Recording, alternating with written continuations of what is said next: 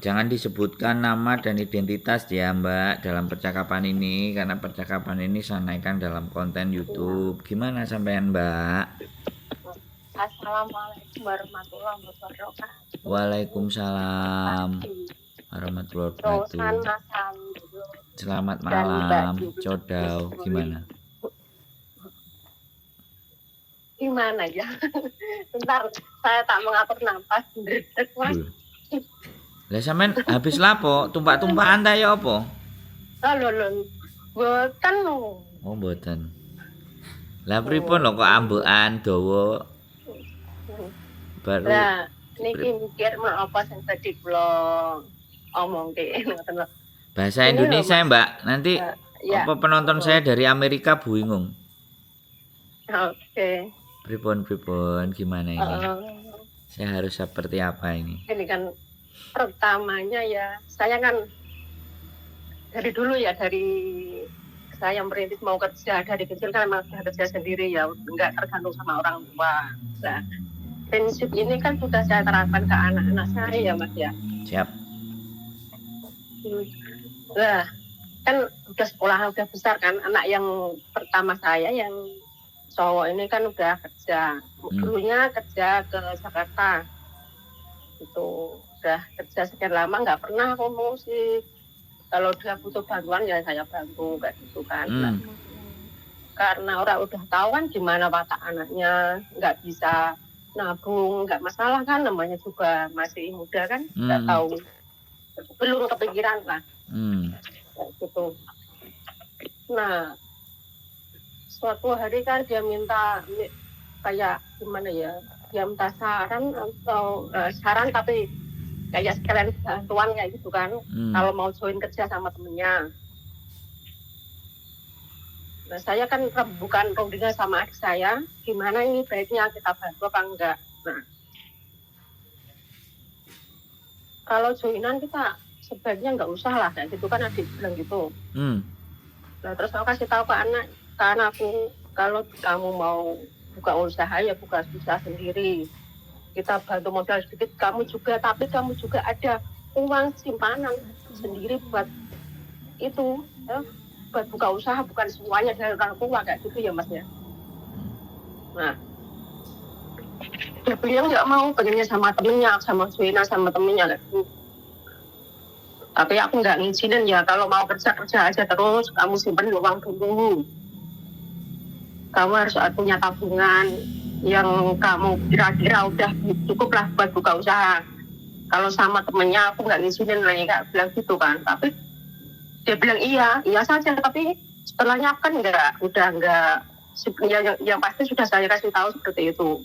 Kan soalnya kan dia pasti posisi kerja juga. Tapi dia bilang nggak punya tabungan seperti itu.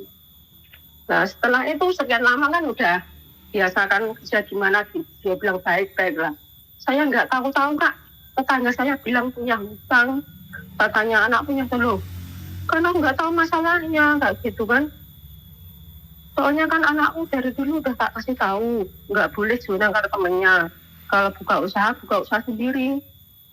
Saya juga ngasih modal kalau dia mau buka usaha sendiri, tapi nggak semuanya emaknya. Harus dia punya simpanan sendiri dan saya kasih tambahan modal kayak gitu. Nah, ini tiba-tiba Kak, tetangga saya SMS bilang hutangnya gini-gini. Aku ya minta maaf sebelumnya. Saya nggak tahu urusannya, nggak tahu permasalahannya. Kalau kamu minta bayar saya ya nggak ada tanggung jawab di saya. Itu urusan kamu sama anak saya, nggak bilang gitu. Kalau menurut Mas Andro gimana sarannya dan solusinya? Terima kasih sebelumnya. Ya sampean kan tinggal ngomong sama anaknya, nanyain. Saya udah ngomong, ini maksudnya, maaf, gimana Mas? Makanya saya ngomong dulu, apa sampean ngabisin omongan? Iya saya ngabisin dulu ya. Nah, terus kan SMS-nya itu saya kirimkan. Nah, ya. Setelah itu kan SMS-nya tetangga saya kirim ke anak saya. Terus dia minta maaf Mak sebelumnya. Ini urusan saya sama tetangga saya. Temennya itu kan emang tetangga. Ya belakang rumah satu RT gitu loh. Nah, saya kasihkan ke dia. SMS temen dia itu, anakku, terus anak bilang, ini urusan saya, tanggung jawab saya minta maaf udah. banyak ngerepotin emak, nanti saya akan bayar sendiri. Anak saya udah bilang begitu loh Mas. Tapi itu tetangga saya masih sudah SM terus ke saya. Tapi saya diemin, kalau saya ngomongin banyak-banyak takutnya saya gelap gitu loh ngomongnya. Jadi kita kan bertengkar sama tetangga gitu Mas. Gimana Mas? Sudah. Udah. Menunggu. Sudah. Nanti saya ngomong sampean pengen ngomong lagi. Enggak. Terima kasih. Gini ya Mbak, walaupun bagaimanapun memang kita orang tua, tapi kalau anak sudah ngerasa bahwa tak selesaiin ini tanggung jawab saya, sorry dan minta maaf ngerepotin mama gitu kan, ya sudah kamu selesaikan, terus blokir aja. Karena namanya tetangga kadang-kadang ketika melihat orang tuanya ada terus anaknya nggak kuat, nah terus dia rese gitu. Blokir aja kalau saya sih. Iya. Itu blokir biar sampean nggak punya kepikiran. Terus di konsep sama anaknya utang itu jadi bagaimana dan seperti apa. Terus kamu rencana mau balikinnya bagaimana, tata caramu seperti apa, ya kan ditanya. Usahamu yang tersisa apa, kan kayak gitu tuh. Iya. Jadinya sampean nggak perlu bingung dan nggak perlu khawatir menurut saya, karena dia anak laki-laki, dia mau bertanggung jawab, dia berusaha, jadinya nggak ada persoalan. Jadi jangan dipikir terlalu banter-banter menurut saya. Halo? Iya begitu ya Mas. Tapi itu tetangga saya masih aja. Ya berarti harus diblokir saja ya. Iya, diblokir. Sampean blokir, nggak ada urusan kan. Yang berutang anaknya sampean. Kalau diblokir kan dia mau apa aja kan terserah. Jadi seperti itu Mbak. Kalau menurut saya ya anak sudah mau ngomong saya selesaikan sendiri dan semuanya kan ya sudah. Sampai tinggal bantu sidik-sidik. Terus bisnisnya itu apa kalau boleh tahu, utangnya berapa. Dan kayak gitu. Bisnisnya itu jualan bubur di Jakarta. Itu Mas. Terus katakan Joina, tapi kan saya nggak tahu perhitungannya gimana. Itu masalah orang bisnis kan nggak tahu ya Mas, kadang ada laku kadang enggak yang ngelola anak saya, kan anak saya yang harus ketor kalau itu jualannya nggak laku ya kan. Terus untuk makannya kan juga dari situ. Makanya gini loh Bu, ya temennya di rumah. Bu, gimana saya tak ngomong dulu ya. Maaf iya saya tak ngomong dulu, nanti sampean telaah, sampean cerna.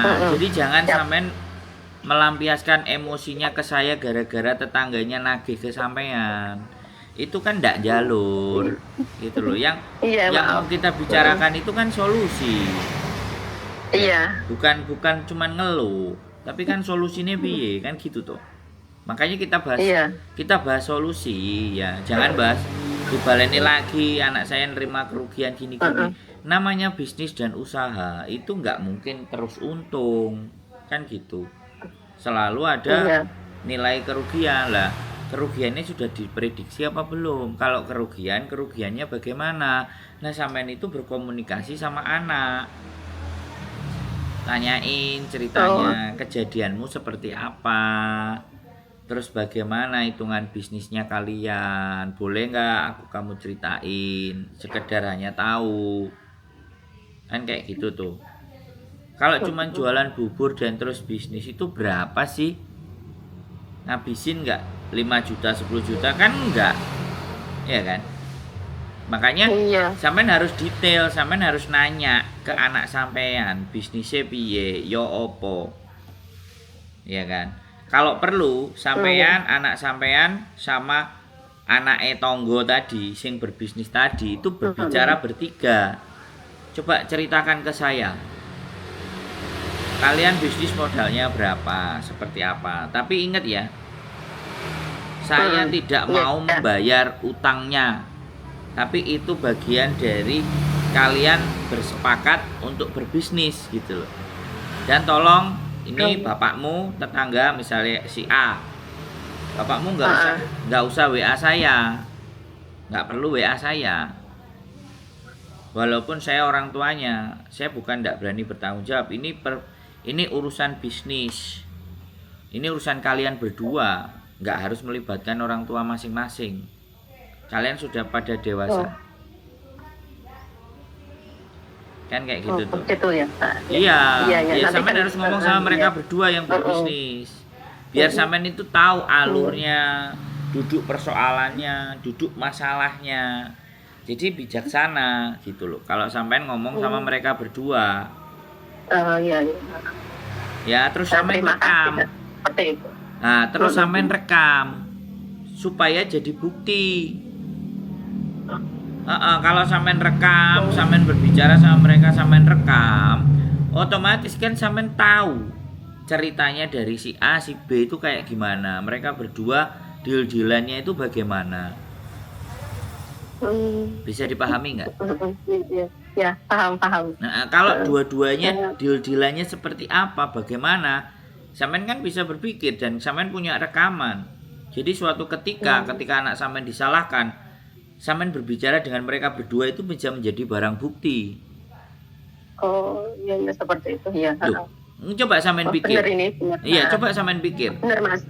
Sampean kalau ngomong ke saya tentang persoalan bapaknya, ibunya nagih-nagih itu enggak penting. Yang paling penting adalah sampean tahu bagaimana mereka memulai bisnisnya dan bagaimana mereka patungannya dan bagaimana bagi hasilnya. Semuanya itu harus ada dan harus jelas. Iya. Nah, kalau sampean sudah Iya, benar. jelas di sana, ya sekali lagi sampean sudah jelas ada di sana. Mereka bercerita kedua belah pihak. Ketika mereka akan berselisih kan sampean bisa tahu gitu loh.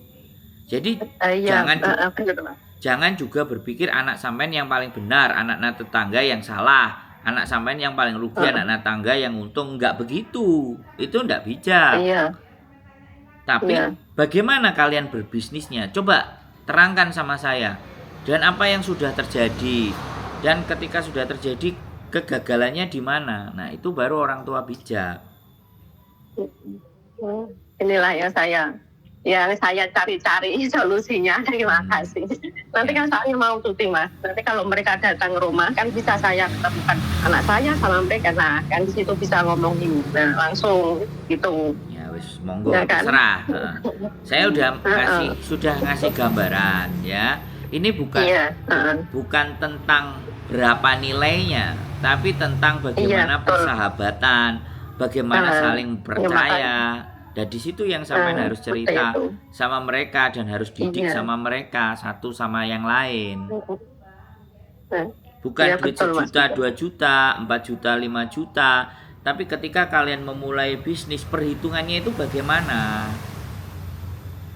Bagi hasilnya kalau itu di sini kan bagaimana? iya seperti itu. Terus? Soal di sini kalau anak saya cuma begini, yang situ begitu kan kita nggak bisa ya. Kalau pertemukan berdua, telepon juga pada nggak mau. Kan yang di sini tengah-tengah saya kan nggak bisa menyimpulkan mana yang benar, mana yang salah. Jadi kalau udah di rumah ketemu semuanya, jadi lebih enak gitu kalau menurut saya. Tapi karena saya tidak tahu gimana cara mengomongnya itu, terus saya minta solusinya sama Sandro tadinya gitu. Sekarang udah dapat gitu ngomong, nanti kalau udah sampai rumah gimana ngomongnya itu. Terima kasih banyak. Oh iya, makanya kan apa ya? Kalau dari saya mendengar sesuatu kan saya pikirkan dulu gimana ini solusinya dari persoalan ini tuh gimana, karena ada dua belah pihak ya, dua belah pihak didudukkan kan gitu toh Bu.